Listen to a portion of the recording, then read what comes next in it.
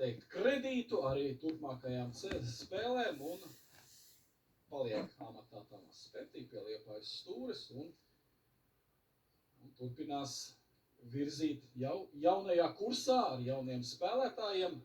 Nu, šeit vēl viens pārkāpums, atkal no uzbrukuma kreisā flanga, tā kā, nu, redzam, Halata ļoti aktīvs šajā kreisajā malā. Saņēmis iespēju doties starta 11. un Halata vismaz pirmajās minūtēs pamanāms. Tieši viņš izdarīja šo bīstamo piespēli gar vārtiem, tagad nopelna savai vienībai standarta situāciju. Un Andris Krušātins, mans kapteinis pie stūri, gandrīz pie stūra karodziņa, standarta situācija. Nu, iepriekš izspēlēja interesanti, bet neko draudīgu mainīgi neizveidoja. Nu, iespējams, tagad sekos centrējums. Varbūt piespēle sekos knapši. Nē, centrējums, nu tur. Gols! Gols! Gols!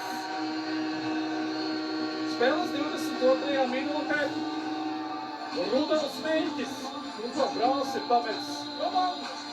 Un tad otram brālim jāņem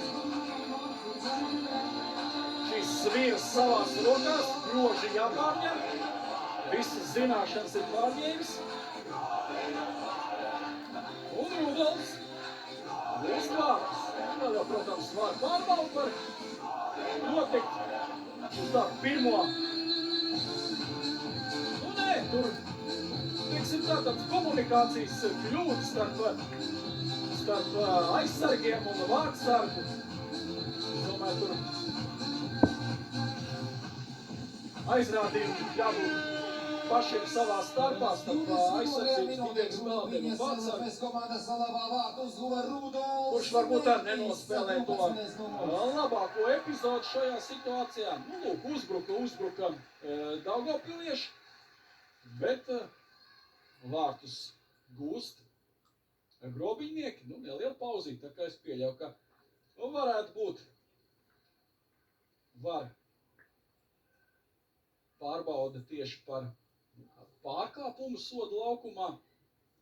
Vārds ar bloķēšanu, lai gan tur vairāk, vismaz no tā pirmā acu uzmetiena, ka tur paši savu spēlētāji vairāk traucēja nekā tas būtu no grobiņas puses. Šaraņins. Jā, gols ir ieskaitīts, tā kā atzīts par labu esam, rezultāts 1-0 un spēle atsāks no laukuma centra. Gaidām vēl jaudīgāku, vēl lielāku spiedienu no Daugavpils puses nonākuši iedzinējos. Pirmo reizi viņi ir šādā statusā pret grobiņu, nav viņi bijuši iedzinējos. Nu, tagad pastīsimies, kā risināsies spēles scenārijas turpinājumā. Tā, nu ne no tās vietas. Grobiņnieki vēlas ievadīt bumbu spēlē, jo Pits Edgars Maņsevs atvirza tālāk. Spēlētāji, nu, Knapšis, skatās, kur partneri atroda kreisajā malā. Tagad piespēle uz priekšu Gaučim. Gaučs labi nospēlē individuāli. Aizmugures nav. Uzbrukums turpinās. Varbūt sekos sitiens. Nē, piespēle. Nu, šeit iznieko situāciju Rudolfs Meļķis. Tomēr bija aizmuguri, jā. Nu, tur varēja šķist, ka mirkli iepriekš, nu, ne Rudolfs Meļķis, bet iepriekš, kad tika piespēle, tad varēja būt aizmugure. Prasījās sist pa vārtiem situāciju iepriekš, pirms piespēles Rudolfam Meļķim. Bet, nu, tas viss tagad ir šāda filozofija lieka, jo fiksēt aizmugure un bumbu ir Daugavpils vienība, viņiem auts laukuma kreisajā malā. Nu, tur steidz Aleksandrs Moloktovs ievadīt bumbu spēlē. Moloktovs ar īsām piespēlēm. Fofamā spēlē atpakaļ. maina malu Miņins.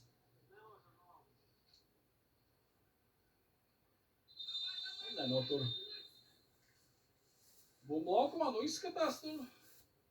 Jā, es domāju, ka varbūt maiņa, nē, pareizi, es jau paredzēju, tātad atpūca pauzīt, dzērienu pauzīt, atveldzēšanās mirklis.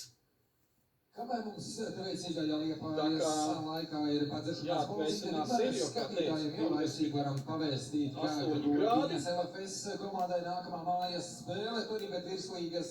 Šeit jau ļoti ātri tiek paziņots, kad nākamās mājas spēles. Es vēl ar nākamajām spēlēm vēl nesteigšos. Paziņošu to jau otrajā puslaikā, nu tikmēr jūsu uzmanībai. 8. jūlijas, 18. Bīstama epizode un pēc tam jau šī var teikt nesaprašanās no Daugavpils puses savā soda laukumā. Tur arī labi nocīnījās Kārlis Mikuļskis par šo bumbu otrajā stāvā. Patraucēja aizsargiem nokontrolēt šo epizodi. Beigās nonāca bumba pie Rudolfa Meļķa. Un rezultāts šajā mačā pēc šīs epizodes tika atklāts.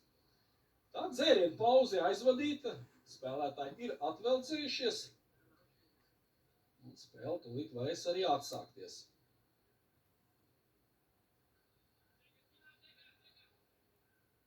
Nu tad, tie, kas varbūt mazāk seko līdz futbolam, pateikšu, ka Grobiņai vairs nepalīdzēs šajā sezonā Roberts Meļķis, Dudu un Yasuhiro Hanada. Spēlētāji bija izīrēti no futbola kluba Liepāja un atgriezās 25. jūnijā futbola kluba Liepāja pārziņā, bet, nu, ja viens atzīts saits nemelo, tad jau nākamajā dienā Hanada ir pārcēlies uz Jelgavu. Nu, ja tā būs patiesība un šis atzītais saits nebūs melojis, tad, nu, interesanti pērtīs tāds lēmums, paņemt izīrēto spēlētāju sev un tūlīt pat atdot viņu savam tiešajam konkurentam Jelgavai. Un izskatās, ka nav zīri, bet Hanada ir kā pilntiesīgs loceklis. Pārgājis Jelgavas izpildījumā, nu pagaidīsim varbūt oficiāli paziņojumu. Viņš šo informācijas atradu Transfermarket mājaslapā. Nu, parasti jau nemelo viņi, tā kā lūkosim, redzēsim, jā, kustība notikusi, sākusies saistībā ar spēlētāju, tā teikt, pāriešanām, nu, pagaidām vēl, izņemot futbola klubu Liepāju, pārējās komandas, nu, vēl